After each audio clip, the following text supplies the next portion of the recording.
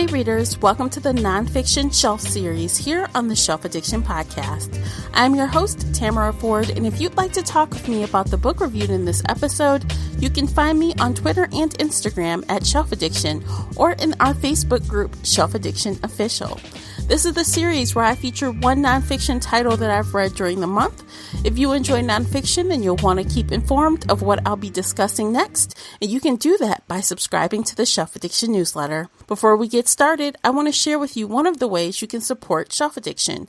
If you enjoy this show and the content that I produce, please share this podcast with someone that you know would enjoy it or on your favorite social media channel. All right, let's jump into it. In July, I completed Chase Darkness with Me, How One True Crime Writer Started Solving Murders by Billy Jensen, narrated by Billy Jensen with the foreword by Karen Kilgariff. The audiobook was published by Audio Studios on April 11th, 2019, and the print version was published on August 13th, 2019 by Source Books. The Kindle version comes in at 336 pages, and the unabridged audiobook is 8 hours and 19 minutes. This audiobook was provided to me by Audible Studios in exchange for an honest review. I had read Michelle McNamara's I'll Be Gone in the Dark earlier this year, so if you want to hear what I have to say about that, the episode is still live in the Shelf Addiction podcast feed. This title was actually a good follow-up to that book because the two authors are connected and they work together over the years.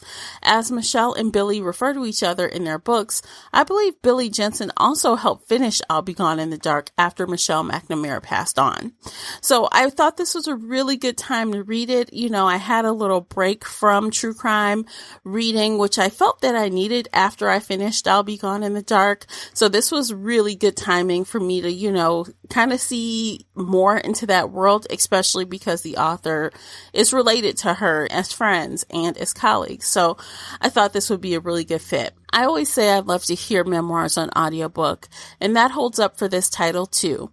Hearing the story through their own voice always adds a little something extra. Beyond even hearing the nuances in their voice, you can really hear passion about a subject, like finding killers.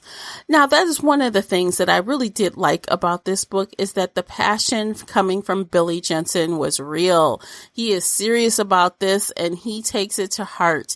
This is in his blood, and he gets personal satisfaction of bringing justice to those that were murdered and hurt. And, he is using social media in a big way to do that.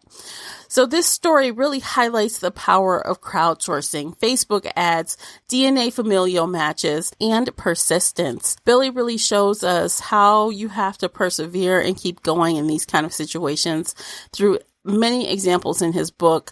You have to try many different angles, keep doing ads, keep going down that road, and then eventually you will yield some results. So I really got into it and understood the actual process of placing Facebook ads, delving deep into how the DNA process works with family ties. But on the flip side, for those that aren't all into the details on how ads work and how demographics work for those ads, and how one type of DNA is versus another type of DNA, then maybe some of this may be lost in translation for you, but I personally enjoyed those bits of information.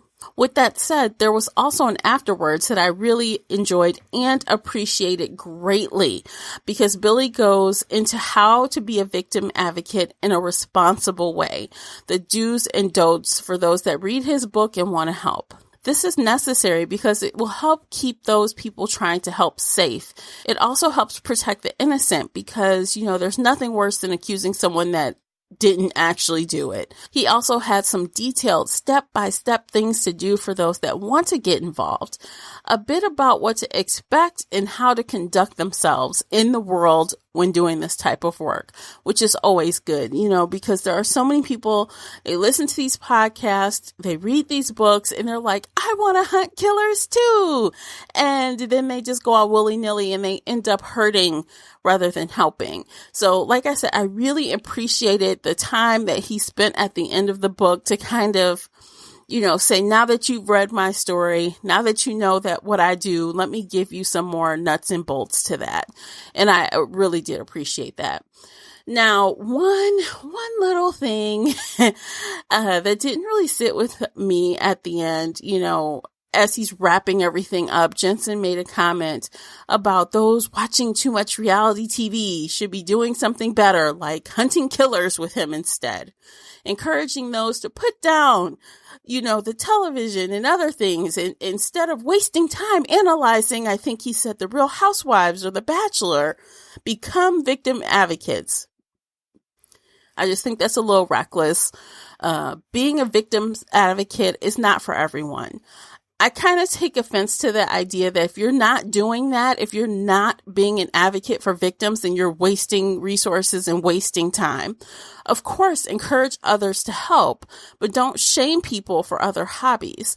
This is a serious thing. Hunting killers and, doing Facebook ads for missing people and killers saying, have you seen this person?